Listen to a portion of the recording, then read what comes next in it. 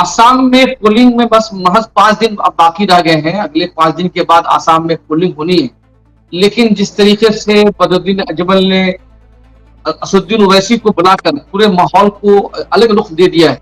और हैरत अंगेज बात यह है कि आज शाम में ही जमीयत उलमा जो जिससे अजमल जुड़े हुए हैं, जमीयत उलमा ने अजमल को नोटिस दिया है और ये कहते हुए नोटिस दिया है कि आपने एक फिरका कम्युनल पार्टी से वादा कर लिया है, इसकी वजह से आपको जमीयत उलमा में रहने का कोई हक नहीं है, उस पर आप जवाब दाखिल करें।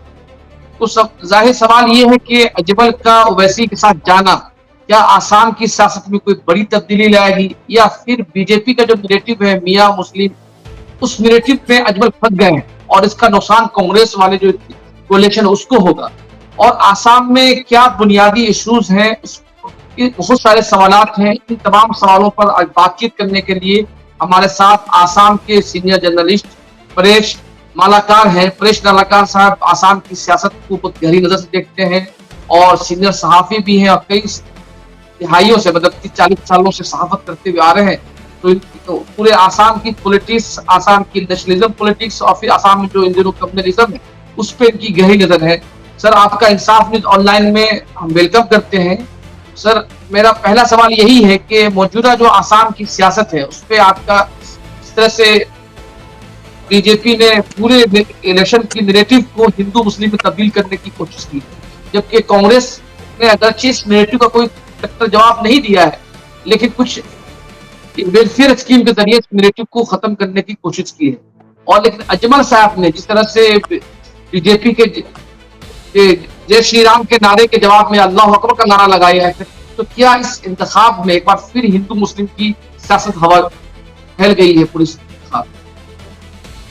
सुनिए, मैं एक आपसे ये बात बोल सकता हूँ, आसाम में हिंदू मुस्लिम डिवीजन करने के लिए ये जो बीजेपी ने, भाजपा ने बहुत कोशिश कर रहा है,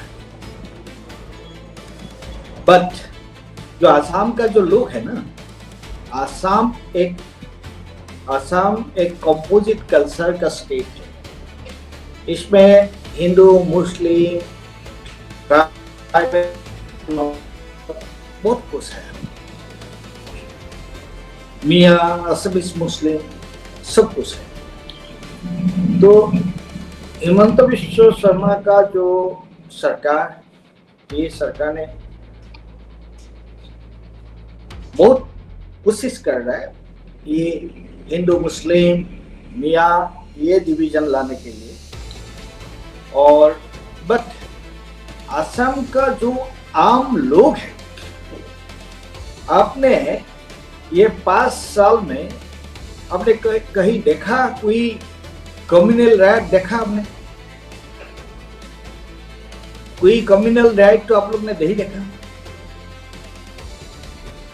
सरकार ने जुल्म किया लोग का ऊपर, ये अलग बात है, बट आम आदमी ने मियाँ और मियाँ इसमें कोई झगड़ा आप लोग ने देखा?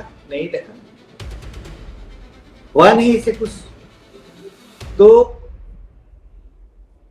सरकार जारी रखता है ये कम्युनल डिवाइड करने के लिए। फिर असम का लोग अभी तक इसे कोई, इसमें कोई ऐसे कोई कम्युनल राइट ऐसे कुछ नहीं हुआ।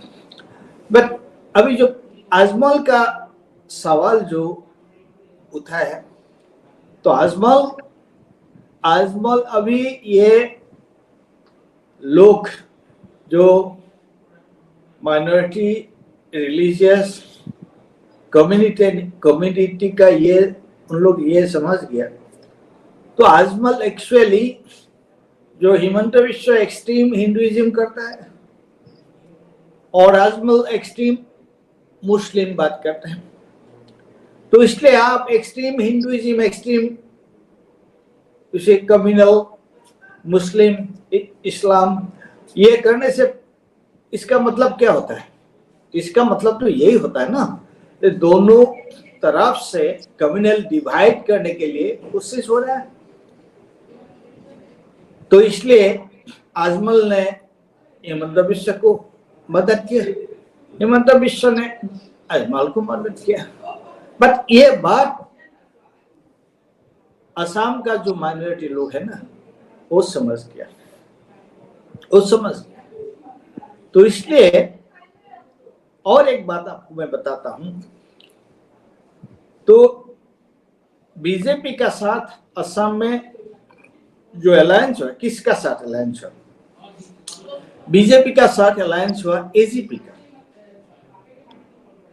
एजीपी का। अभी इधर यहाँ का एयूडीएफ का अजमल का बहुत लोग रिसेंटली एजीपी में शामिल हुआ, क्यों लोग बीजेपी आ नहीं सकता, एजीपी में शामिल हुआ। और ये जो हिमंत विश्व और अजमल का पार्टी बीच में थोड़ा बहुत अंडरस्टैंडिंग चल रहा है।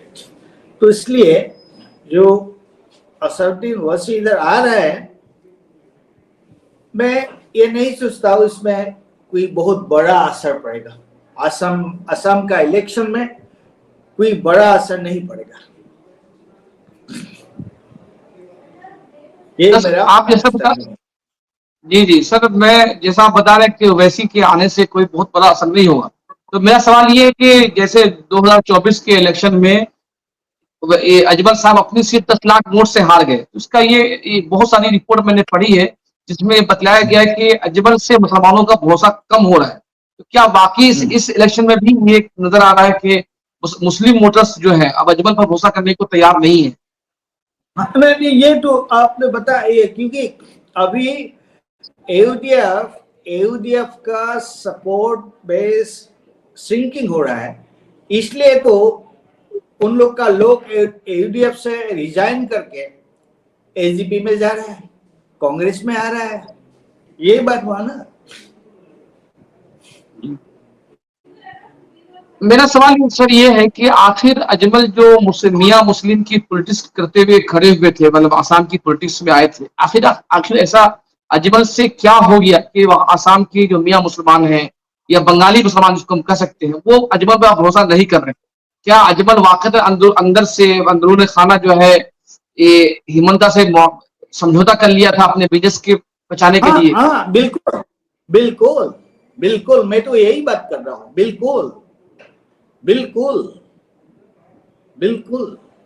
और यही परसेप्शन है, यही लोग बोलते हैं असम में, यही लोग बोलते हैं, ये दिखाने के लिए बहुत कुछ बोलते हैं। अजमल हिमंता के बारे में बोलते हैं और हिमंता अजमल के बारे में बोलते हैं, बट उन लोग के जी बीच में अंडरस्टैंडिंग है। और जो असम का रिलीजियस माइनॉरिटी, उन लोग ये बात समझ गया, तो इसलिए अजमल का हालत ये इतना अच्छा नहीं है असम में।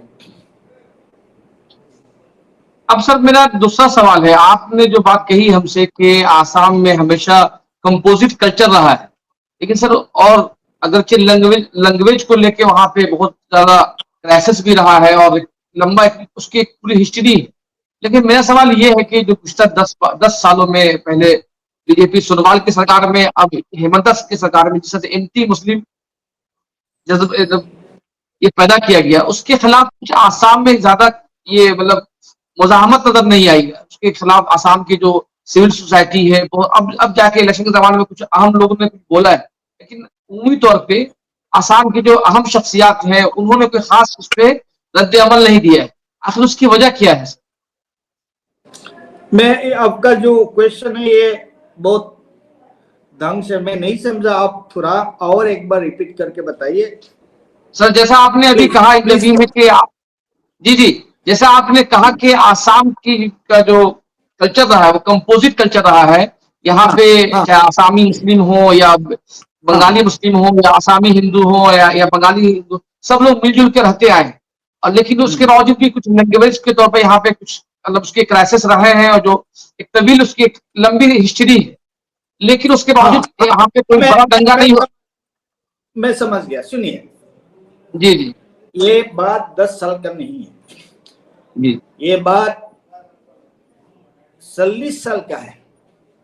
जी जो आसाम आंदोलन हुआ करता था, जी आज ये 6 ईयर ओल्ड आसाम मूवमेंट जो हुआ था, उसी से अभी तक मतलब जो टेंशन लैंग्वेज रिलीजन का ऊपर जो टेंशन हुआ असम में ना, जी तो इस टेंशन का रिजल्ट क्या आया? जो आसाम मूवमेंट हुआ था, वो आसाम मूवमेंट का मुद्दा क्या था? ये यहाँ में यह असम में जितना विदेशी लोग हैं उनको असम से बाहर करना है। हाँ, बट आसाम मूवमेंट का बाद गवर्नमेंट किसका हुआ था? एजीपी का। नहीं, एजीपी ने सरकार किया था। एजीपी ने आसाम मूवमेंट के बाद एजीपी ने 2 बार सरकार किया, 2 टर्म्स। तो आसाम का जो विदेशी नागरिक का जो फॉरेनर्स का जो इश्यू है वो तो ऐसे रहा, उसमें तो कुछ रिजल्ट नहीं निकला। हाँ, उसके बाद क्या हुआ? तरुण गोगोई साहब का सरकार आया। तरुण गोगोई साहब का सरकार में जो असम एकॉर्ड हुआ था, असम एकॉर्ड का मतलब क्या था? असम एकॉर्ड का मतलब ये था जो लोग 1971 का बाद आया उन लोग को असम से डिपोर्ट करना है, और उससे पहले जो आया इन लोग को वो लोग असम का सिटीजन है, ब्यूटीफुल सिटीजन है। तो ये था असम, और उसमें कोई लैंग्वेज कोई रिलीजन का बात नहीं था। जो भी लोग आया 71-25 में उन लोग को असम से निकालना पड़ेगा, but legal lawfully with humanitarian consideration. और जो लोग पहले आए उन लोग तो असम का सिटीजन बन गया, देश का सिटीजन बन गया। फिर जो लोग ये असम एकॉर्ड का जो मैंडेट है, ये मैंडेट एजीपी सरकार, एजीपी कौन था? जिस लोग ने आंदोलन किया था, ये 100 साल का जो आंदोलन किया था उन लोग ने किया था। तो उन लोग ने फिर क्या किया? जब उन लोग पावर में आया उन लोग ने तो कुछ नहीं किया, सत्ता में जब आया उन लोग ने तो कुछ नहीं किया। उसके बाद तरुण गोगोई साहब का सरकार आया, कुछ बहुत कम हुआ, बट फिर भी वो तरुण गोगोई साहब का जो सरकार है उस सरकार में असम एकॉर्ड इम्प्लीमेंटेशन का रेस्पॉन्सिबिलिटी किसका था? हेमंत बिश्व शर्मा। हेमंत बिश्व शर्मा वो था incharge of Assam accord implementation department. तो उसने क्या किया? उसने क्या किया? अभी जो हेमंत बिश्व शर्मा ने बोलता है, जो मियां बोलता है, विदेशी का बात बोलता है, मुस्लिम का बात बोलता है, उसने क्या किया? जब ये मोदी सरकार आया, मोदी सरकार आने से पहले 2014 में जब मोदी इधर इलेक्शन कैंपेन करने के लिए आया था, तब बोला था जो 2014 का 16 मई का बाद कोई इलीगल फॉरेनर्स असम में नहीं रहेगा। तो फिर अभी क्या हुआ? अभी तुम्हारा सरकार है 10 साल के लिए, तुमने क्या किया? कुछ नहीं किया। तो इन लोग का ये मुद्दा है, ये जो हिंदू मुसलमान जो मियां मुसलमान, एक्चुअली मियां मुसलमान का मुद्दा नहीं होता तो इन लोग का बस मुद्दा ही नहीं कुछ। ये इन लोग के लिए एक्चुअली एक गिफ्ट है, ये जो मुद्दा, यही है हालत। लेकिन सर मेरा सवाल ये है कि आप सही कह रहे हैं कि ये बीजेपी हो या अजमल हो या हेमंता हो, उनका एक हिंदू मुसलमान वाली पॉलिटिक्स है। और जिस तरह से हेमंता ने अपने पूरे 5 साल के गवर्नमेंट में लगातार मुसलमानों पे जुल्म किया है और चुन चुन के मुसलमानों को नुकसान पहुंचाया है, लेकिन इसके खिलाफ और आसाम की जो सिविल सोसाइटी है साइलेंट क्यों रही है, मतलब बहुत ज्यादा इनके खिलाफ नो नो नो आवाज नहीं उठाई? No no no no no, you are wrong. Assam का जो सिविल सोसाइटी है ना, जी जी में जी। आसाम का, हाँ, आसाम का सबसे बड़ा सिविल सोसाइटी है असम नागरिक समाज और असम नागरिक सम्मेलन। अच्छा अच्छा। असम नागरिक समाज, हाँ, मैं उसका सेक्रेटरी हूँ। अच्छा। जब भी ऐसे कोई इंसान का ऊपर ऐसे कोई जुल्म हुआ, हम लोग ने बोल दी, उसका विरोध किया, उसका अच्छा। उसको कंडेम किया और उसका खिलाफ में बहुत ही स्ट्रांग भाषा से। और अभी ग्वालपारा में जो एविक्शन हुआ था, मैं खुद गया था उधर, अच्छा अच्छा। मैं खुद गया था, मैं खुद जाके उधर लोगों से मिला, वहां से बातचीत किया। अभी जी हिमंत विश्व शर्मा ने जो मियाँ का बारे में जो बात किया था कुछ दिन पहले, असम का सिविल सोसाइटी, उस सिविल सोसाइटी का मैं भी था उधर। Doctor Hiren Guha is a very eminent scholar. हम लोग ने सुप्रीम कोर्ट में एक मुकदमा रुस किया था, पीएल किया था। जी सुप्रीम जी कोर्ट जी। ने बोला नहीं आप, हाँ हाँ, सुप्रीम कोर्ट ने बोला नहीं आप हाई कोर्ट में जाइए। तो हाई कोर्ट में इसका केस हुआ, उनने उनने हिमंत विश्व को नोटिस जारी किया। तो आप ऐसे कैसे बोल सकता है? ये किसने किया? ये तो सिविल सोसाइटी ने किया, हम लोग ने किया। जी तो हम लोग साइलेंट नहीं है। अभी जो सुनता है, अभी जो असम में लोग देखता है हिमंत विश्व ये कर रहा है वो कर रहा है, ठीक है वो कर रहा है, बट हम लोग साइलेंट नहीं। असम का ये साइजेबल लोग है जो सिविल सोसाइटी का, और उसमें मैं इस सिविल सोसाइटी का मैं ये एक जर्नलिस्ट हूँ।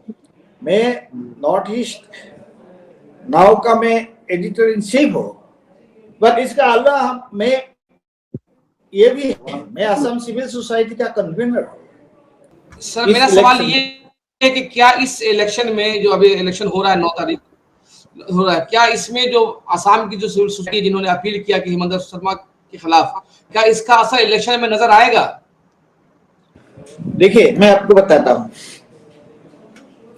असम में जो ऑपोजिशन अलायंस बना, उनके लिए एक सिविल सोसाइटी ने लगातार काम किया, और एक 6 मेंबर सिविल सोसाइटी कमिटी है, उसमें डॉक्टर हिरेन गुहा है, वो असम का सबसे बड़ा इंटेलेक्चुअल है। उसमें जी जी फॉर्मर डीजीपी जी हरे कृष्ण देखता है, वो डायरेक्टर जनरल ऑफ पुलिस था, और ये बहुत बड़ा जी एक साहित्यिक भी है। उसमें राज्यसभा का एमपी अजित कुमार हुआ है, उसमें मैं हूँ, जी उसमें शांतनु ठाकुर गुवाहाटी जी हाईकोर्ट का एक एडवोकेट और ऑथर वो है, उसमें प्रोफेसर अब्दुल जी मन्नान जो माइनॉरिटी रिलीजियस माइनॉरिटी कमेटी का एक बहुत बड़ा रेस्पेक्टेड लीडर है, वो है। हम लोग ने कोशिश किया और जो जी जी अपोजिशन को यूनाइट करने के लिए, अभी बहुत टाइम लगा, फिर भी अभी अपोजिशन अलायंस हुआ, और जो अपोजिशन अलायंस हुआ इसके बाद अभी जो अपर असम है, अपर असम में अभी जो मैं जी बता नहीं सकता हूँ कौन इलेक्शन में कौन किसको हार होगा किसको जीत होगा, ये मैं नहीं बोल सकता, बट ये बात मैं बोल सकता हूँ, जी जी अपर असम में अभी इस बार बीजेपी के लिए इतना आसान नहीं होगा, इतना आसान नहीं।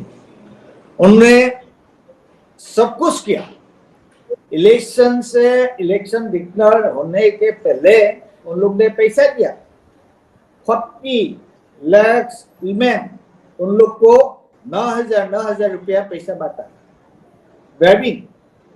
फिर भी कोई हवा नहीं है, कोई वेव नहीं है बीजेपी का पार्टी में। फाइनली रिजल्ट क्या होता है मैं अभी बोल नहीं सकता हूँ, बट ये बात सही है वो उन जी लोग का फेवर में, मतलब अपर सम में इन लोग का हालत इतना अच्छा नहीं है। मैं गुवाहाटी का बात जाहिर कर है रहा हूँ, कि में हालत खराब है जी मैं गुवाहाटी का बात बोल रहा हूँ।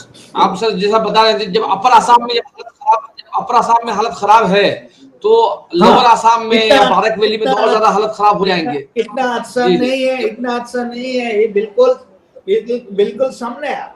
मतलब अपर असम में ये बहुत क्लियर से है। अभी मैं लोअर असम का बात कर रहा हूँ। जी अभी गुवाहाटी जी गुवाहाटी का बात कर रहा हूँ। जी अभी गुवाहाटी, जो गुवाहाटी का इस गुवाहाटी मतलब वेस्ट दिसपुर जो कॉन्स्टिट्यूएंसी है, उसमें कुछ दिन से वो एमपी था कांग्रेस का, वो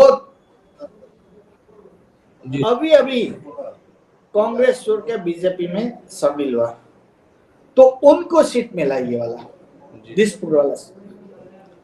जी कल तक वो हिमंत विश्व शर्मा का बारे में खिलाफ कितना कितना बात किया था।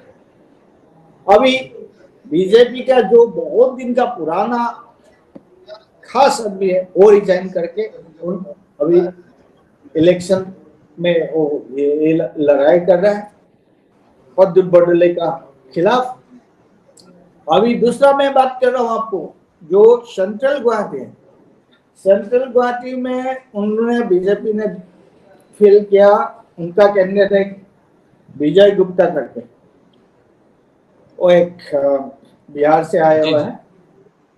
और उनका जो दूसरा अपोजिशन अलायंस का कैंडिडेट है Kunki Soren, a very young girl. अभी जी कुंकी जी ने ऐसा मतलब इलेक्शन कैंपेन किया आसाम में। आपको आप थोड़ा बहुत आप देखने से आपको पता चलेगा, खबर करने से पता चलेगा। मतलब अभी आसाम से सबसे बड़ा सोशल मीडिया में चर्चा हुआ है कुंकी चौधरी के बारे में। अभी उन लोग ने सोचा था ये इसमें सेंट्रल गुवाहाटी में मतलब बाहर का लोग का बहुत ज्यादा है, तो इसलिए इसके लिए केक वॉक होगा, बट जी ये नहीं। अभी तो हेमंत बिश्व शर्मा ने क्या क्या नहीं बोला। कुंकी चौधरी का मत ये उनका मदर का बारे में क्या बोला, उनके फादर के पेरेंट्स के बारे में क्या बोला। तो हालत इतना अच्छा नहीं है उन लोग। जी सर मेरा सर मेरा लास्ट सवाल है कि जिस तरह से बीजेपी अपनी एक नैरेटिव बनाया है, एंटी मुस्लिम, एंटी माइग्रेंट, उसके या क्या नाम है, प्रो कम्युनल, उसके जवाब में कांग्रेस में इतना ये नजर नहीं आया कि कांग्रेस बहुत ज्यादा एंटी कम्युनल नहीं बोल रही है, मतलब उस पर साइलेंट बनी हुई कांग्रेस, आखिर उसकी वजह क्या है? क्या मतलब कांग्रेस क्या जो है तो हम्म सर मेरा सवाल ये है कि कांग्रेस एक जो बड़ी अपोजिशन पार्टी है, उसकी जिम्मेदारी थी कि जो हिमंता शर्मा का जो कम्युनल पॉलिटिक्स है उसके खिलाफ खुलकर बोले, ओवैसी के कम्युनल पॉलिटिक्स के खिलाफ भी बोले और शर्मा के खिलाफ भी बोले। लेकिन पूरा प्रचार जो हम देख रहे हैं कांग्रेस का, वो वेलफेयर स्कीम को लेकर तो है, लेकिन शर्मा के करप्शन पर तो है, लेकिन शर्मा की कम्युनल पॉलिटिक्स में बहुत ज्यादा कांग्रेस ये नहीं है, मतलब ज्यादा टाइट नहीं है। अनंत में ये बात आपने जो देखा वो मैं ठीक है, आपने सही बोला, बट इसमें भी एक कारण है। क्योंकि अभी कांग्रेस कांग्रेस को उन लोग रोज दिखाना चाहते ये मुस्लिम का पार्टी है, मियाँ मुस्लिम का पार्टी है। जी इसलिए जी जी ये बात नहीं है कांग्रेस मियाँ मुस्लिम का साथ नहीं है, बिल्कुल है, बट ये थोड़ा सा टेक्निकल चीज है। तो इसलिए मतलब बीजेपी चाहता है कांग्रेस खोल के बोले, बट इसलिए थोड़ा सा मतलब टेक्निकल ये मेरा ख्याल में मैं सोच रहा हूँ। जी तो बट हाँ, ये इसलिए कल वो लोग असल में मेरा- दो दिन पहले मैं इंडियन एक्सप्रेस का एडिटोरियल में ये वाला इस पे आसाम की इस पॉलिटिक्स पे ये था कि कांग्रेस जो है नहीं कर पा रही है शर्मा की इस पॉलिटिक्स पे। इंडियन हाँ। एक्सप्रेस के एडिटोरियल में था, मतलब सेकंड हाँ, एडिटोरियल में था। ये क्योंकि शर्मा उसको he wants to draw them to this, उनको इसी में लाना चाहते हैं वो। तो जानबूझ के अच्छा, कांग्रेस ने इसमें पाव नहीं दिया। वही उन लोग तो यही चाहते हैं, कांग्रेस को बैन करना चाहते हैं। ये मुस्लिम का पार्टी है, ये मियां मुस्लिम का पार्टी है, परंतु ये मियां मुस्लिम का पार्टी नहीं है। अभी कांग्रेस का जो वरिष्ठ नेता है उन लोग मियां मुस्लिम से नहीं है। गौरव गोगोई, जी जी देवव्रत शइकिया मेरा बहुत अच्छा दोस्त है, ये मियां मुस्लिम, ये तो मुस्लिम नहीं है। और इसे मैंने अभी इलेक्शन में जी। मैंने देखा, और मैं ये इसका जो असम का जो पॉलिटिकल पार्टी है, अपोजिशन जो पॉलिटिकल पार्टी है, सभी को जानता हूँ, सभी को जानता हूँ। और उन्होंने उसमें कोई ऐसे हिंदू मुस्लिम डिवाइड में है नहीं, ये सारी लोगों का रिप्रेजेंटेटिव है उधर। जी तब ये कांग्रेस, ये बीजेपी कोशिश करता है सब समाज, तो उनको सभी को ब्लेम कर देने के। ये बांग्लादेशी का, पाकिस्तान का, ये सब उन लोग का तो नैरेटिव है। जी जी तो जानबूझ के कौन लोग उन नैरेटिव पे फंसेगा। और अभी तक तो माहौल मैंने तो अच्छा ही देखा। जी जी बट एक बात है, जो जो ऑपोजिशन अलायंस जल्दी हो जाता तो बहुत ही अच्छा होता। ये बहुत टाइम लगा हम लोग ने, बट अच्छा होता, क्योंकि लोगों का बीच में people are fed up with this people, with this BJP, they are very fed up.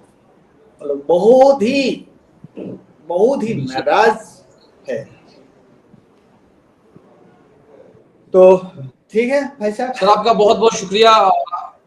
शुक्रिया शुक्रिया जी बहुत बहुत शुक्रिया। अच्छा, आपने अपने हमारे लिए वक्त निकाला। और जी जी और आपका बहुत बहुत शुक्रिया कि आपने टाइम निकाला। फिर हम सर अगले 2 दिन में फिर एक इंटरव्यू करेंगे आपकी मौजूदा सूरत हाल ठीक पे। है, ठीक। तो आपका बहुत बहुत शुक्रिया, आपने टाइम दिया। जी जी ठीक है sir, thank you very much. और मैं अपने इंसाफ न्यूज ऑनलाइन के नाज़रीन से दरख्वास्त है कि अगर आप मेरा ये प्रोग्राम पसंद आया है तो हमें शेयर भी करें और कमेंट लिख के बताएं। और हमारी कोशिश है कि आसाम हो या बंगाल हो, जहां भी इलेक्शन हो रहा है, वहां के असल इश्यूज को सामने लाएं और हम हिंदू मुस्लिम की तरफ से आगे बढ़कर मुल्क के लिए, अपने स्टेट के लिए सोचें। तो यही उसी वक्त हमारी डेमोक्रेसी बच सकती है।